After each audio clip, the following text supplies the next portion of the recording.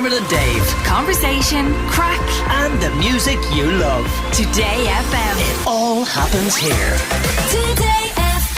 It's the biggest event of its kind in the world, and despite COVID, the VHI Women's Mini Marathon will still be going ahead, virtually that is, in September. So if you've been thinking of taking up running during the last few months, or maybe your lockdown running habits have slowed down now that we can actually do things again, we are joined by David Gillick, Olympian, double European gold champion, and who has some top tips on getting from couch to 10K and beyond. How are you, David?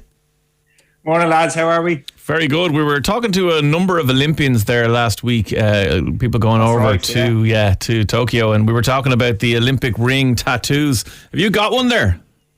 I do have one, yeah. Where is it? Yeah.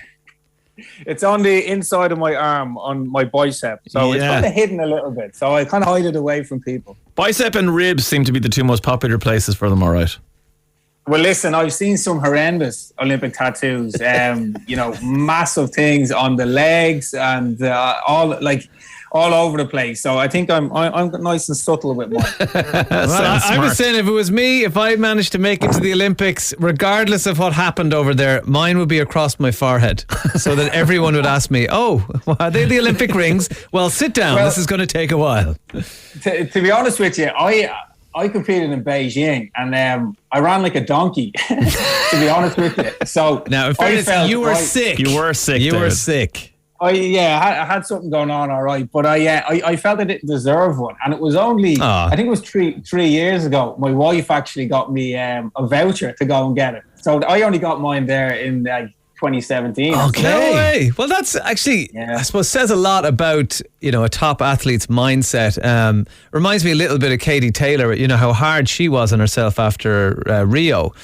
In that, for us mere mortals, David, we would say that, you got to the Olympics, you represented your country at the absolute highest level. Like, surely that's worthy of a tattoo on the inner side of your bicep. But for you, your head really wasn't there. Yeah, like it's like anything, you prepare yourself, and a lot of our athletes now are in that preparation for the last 5 years, but they put their lives on hold. They're looking not only to go there, but they want to go and compete. So it's all. I had a coach years ago, Jim Kidd, and he used to say to me, "Right, you've got a ticket to the ball, now go and dance." And that was always kind of something I brought into the championship. And unfortunately, it didn't go that well for me, but you take a lot from it. And I think that's the thing that comes with when you mature. You go to a championship, okay, win, lose, or draw, what can you take from it and what can you bring into the next championship? And for a lot of our athletes now, they're very just focused on that job in hand. And it is that Olympic buzz, it's that excitement, it's all that stuff that's kind of coming their way now, next week. Next week, off, and it's come around so quick, it's crazy. And I think, for a lot of our sports, the season's been quite short because of the pandemic. Things have been cancelled, and then you have maybe it was 2 months to get out, compete and qualify, and now suddenly, all right, it's kicking off next week. So I watched whatever was on Gateshead yesterday on the BBC. They had an athletics competition, and I watched the 4x100 men's and women's. But the men's, the Great British lads, they won it, but only just from the Canadians. But the talk afterwards from them was we've run together once in 2 years, because any training, anything, any kind of competition, once in 2 years because of COVID. So in something like the relay, those baton changes are so important. Now, they were saying that they're so connected from the years before that it's instinctive and natural and they'll be fine or whatever. But you gotta feel for the athletes who've spent so little time together.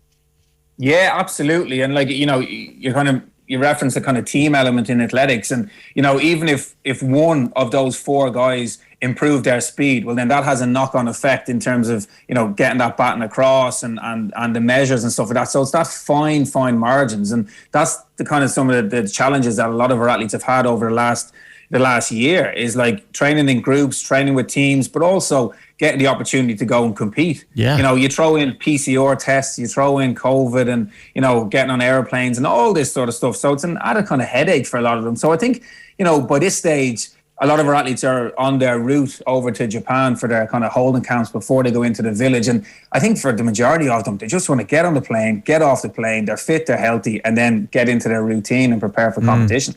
Well, with the benefit of hindsight, and obviously you can't avoid illness if it gets you. Looking back to that Olympics, is there anything you would do differently now? Oh, well, how long do we have? Don't lift there is. the handles on the bus. Yeah, like hindsight is great, and I do kind of think back to that year, and when I look back at 2007 was a great year for me, 2009 was a great year for me, but 2008, I could have bypassed it. But I think when I look back and I look at the Olympics and everything that it kind of meant, I probably tried to do everything, 110%. I tried to eat better, rest better, train better. I probably found it hard to flick the off switch and enjoy my rest days and kind of get away from the sport. And I probably just stressed myself out a little bit and forgot about enjoying that kind of journey, And that's some of the stuff I do with like younger athletes now. It's like trying to get them to enjoy that process, And I think, if I was to go back to 2008, I would try and relax a little bit more and back myself, trust that I've done the work required. And, I had training diaries, pick that up and look back at your training and go, God, look at the amount of sessions I've done. I'm ready, I'm in shape and take confidence out of that, I think do you think any of that elite level mentality can be brought into the women's mini marathon, the VHI virtual women's mini marathon that's going to happen? Because obviously you're designing, training plans for walkers, joggers, runners, all on the website, which is VHIWomen'sMiniMarathon.ie. So, can you bring that level of psychology to this, or is it just about taking it easy and enjoying the walk? No, absolutely. When you look at all of our elite Olympic athletes, they follow training plans. It's structured, and it gives them a set routine. And that's the very same that we all can do. So particularly with, the virtual VHI virtual minis marathon, I'll spit it out, the women's mini marathon on the 19th. It's following a bit of a plan. So I've put together 12-week training programs for joggers, walkers, runners. So regardless of your level, just giving you a bit of a plan to follow. And a lot of this stuff is about active recovery. So getting people out and active and then putting in intervals. So, a lot of people don't have maybe 2 hours to go and train in a day, but there's amazing stuff you can do within 30 to 40 minutes. And it's all about kind of intervals, short bursts of exercise with short recoveries, and that's a great way of getting fit fast. So you're trying to just give people something that they can follow, over the course of 12 weeks. So we're 3 weeks in, so you got 9 weeks, which is plenty of time. Loads of time. So again, if anyone wants to get involved, all the training plans are up there on all social media, and you mentioned the website there as well. And register, that's probably the first thing. Give yourself a bit of a target. So register, and then you have, accountability, right? I've signed up for this, I'm going to do it, I'm going to follow the plan. And it's a bit of fun. And that's one key area that I've tried to kind of include in it as well, is a variety of different sort of training. So again, it's not doing the same thing over and over, because look, we're all human, and you do the same thing over and over, it can get a little bit mundane and a little bit difficult and boring. So it's trying to kind of just open it up a little bit for people and create an element of fun. And with it being virtual, how exactly is it going to happen? Can you choose your own 10K route? Is that the plan? Yeah, absolutely. It's your own route. You can do it wherever you want, and whether you have a set route in your local area, or you can just do whatever way you want. And also, you can do it maybe with a number of people. Again, strict rules and regulations around COVID. Of but course. Again, if that motivational factor, if you feel there's a friend or a family member that needs a bit of a lift, do it with them. But definitely you can do it all on your doorstep. So all you need to do is put the runners on and leave the house, which is probably the biggest challenge. But once you get outside, it's just getting moving and enjoying that process. Brilliant. VHI Women's Minimarathon.ie, the place to go, and all the social media as well, as David was saying. And double European Indoor Championships gold winner, bronze winner at the World Indoor Championships, and proud and discreetly tattooed Olympian, David Gillick. Thank you so much for chatting to us today. It's a pleasure. Cheers, guys. Thanks for having me. All the best, David. See you later. Bye-bye. Dermot and Dave. Weekdays from 9 a.m. Today